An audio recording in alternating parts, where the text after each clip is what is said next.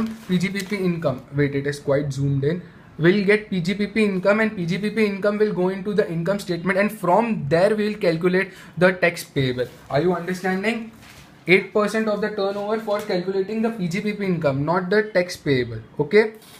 So in case Mr. Praveen do not opt for presumptive taxation of income for the retail trade, what are the obligations under the Income Tax Act 1961?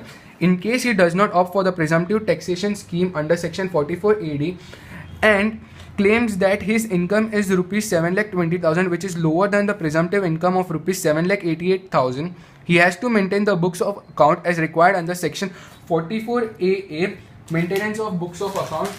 I told you all, maintenance of books of account, and also get them audited and furnished a report of such audit under section 44 AB. 44 AB I told audit book. Since his total income exceeds the basic exemption limit of rupees 2,50,000. I hope this is quite clear. It is a mixture of section 44 AA, section 44 AD, section 44 AB. The question has a mixture of all these three sections. I have written it over here. If you want, you can also write. In case he opts for the presumptive taxation scheme under section 44 AD, the due date would be 31st July. Since the books are not getting audited, so the due date will be 31st July 2016. In case he does not opt for the presumptive taxation scheme and claims that his income is rupees 7,20,000 as per the books of account, then he has to get his books of account audited under section 44 AB, in which case the due date for filing of the return will be 30th September 2016. As he is getting the books of accounts audited, the government has given a relief and given an extra days for filing that return up to 30th September 2006.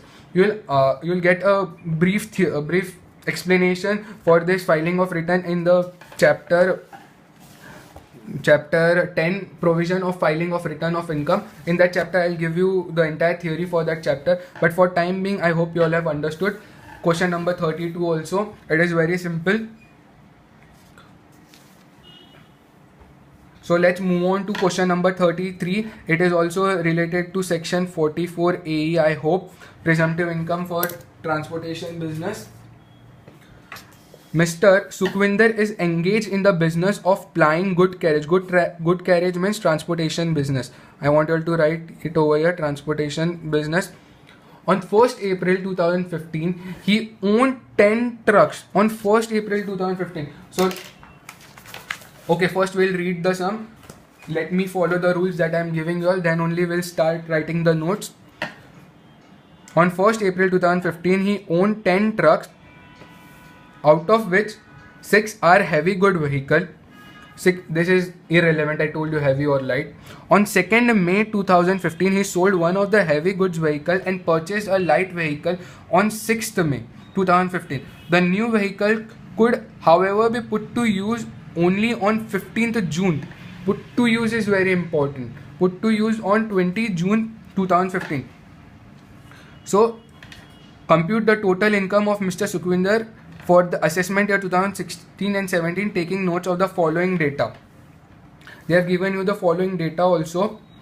Freight charges collected 12,70,000, less operating expenses 6,25,000, depreciation as per section 32 1,85,000, and other office expenses 15,000. It is other office expenses 15,000. Then total of this 8,25,000. Net profit comes to rupees 4,45,000. Other business and non-business income 70,000. So we have to calculate under section 44 AE first, because he is having less than and equal to 10 vehicles, so he is eligible to calculate presumptive income. So as you can see in the practice manual, they have given computation of the total income of Mr. Sukhwinder for the assessment year 2016 and 17 as per presumptive income, whereas books are maintained.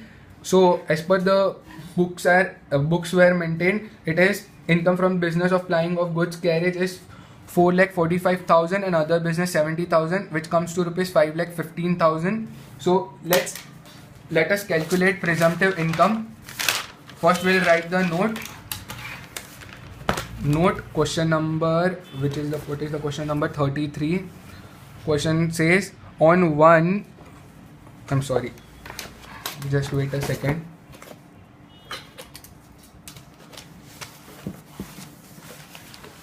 On 1/4/2015 months, I'll write months in the note part.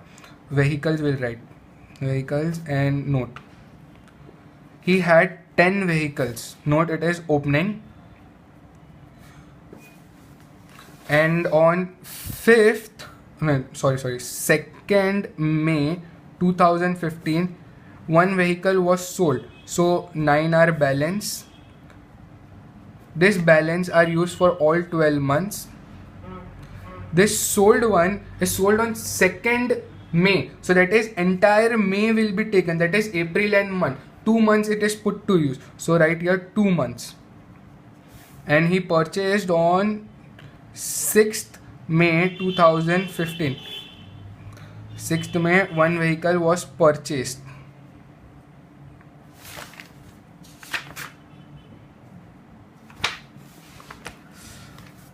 One vehicle was purchased.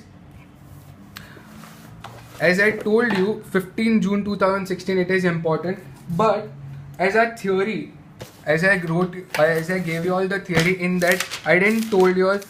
I know I have confused you all, but I'm trying to see whether you have learned it or not, whether you are quite cautious or not. So see, part of the month will be treated as full month. That is example 4 months 7 days equal to 5 months. Whether in case of purchase or sale. Purchase or sales is important. Put to use is not important, because put to use is important in depreciation, not in this vehicle chapter. Not in this presumptive income under section 44A. So as we were solving the sum, let's continue it. Purchased, one vehicle was purchased and it is purchased on 6th May. That is, the May will be taken entire month of May will be considered. So excluding April, if we exclude April, out of the 12 months, if we exclude 1 month, will be remaining only 11 months. So this purchase vehicle is for 11 months. So now we'll calculate, and the total is finally 10. So he is eligible for presumptive income. So let's calculate our presumptive income working note.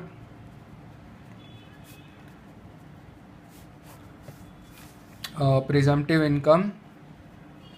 Wait, I'll take this practice manual aside. It is quite difficult to write. Presumptive income. In this we'll write date first, months, and then vehicles, and then finally total. Date is 1/4/2015. He had months of 12 months. I'm taking this 12 months, and how many vehicles? 9 vehicles. So total is equal to 12 into 9 into 7,500 equals to 12 into 9 equal to 7,500 equal to 8,10,000 on 2/5/2015. Only 2 months and one vehicle sold. 2 months into one vehicles. One vehicle. 2 months. 2 months into one vehicle into 7,500 comes to 15,000. Then on 6/5/2015, or 11 months, and vehicle is 1. So 11 months into 1 into 7,500 comes to 7,500 into 11 equal to 82,500. So total of presumptive income is equal to 82,500 plus 15,000 plus 8,10,000, which comes to rupees 9,07,500. I hope you are seeing in your practice manual. 9,07,500 is the amount of presumptive income.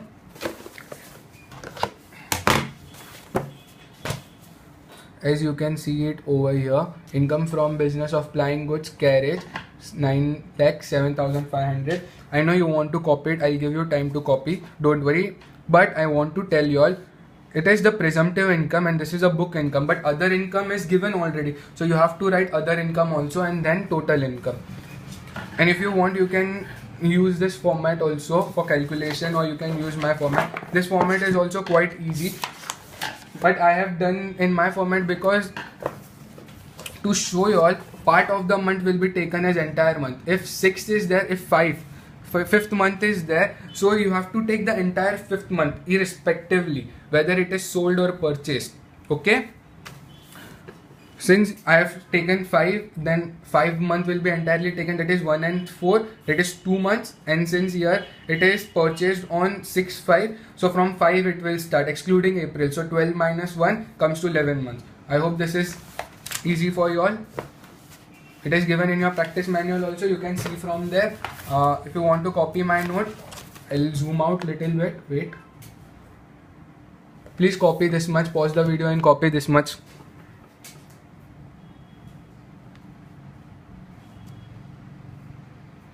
I hope you have copied.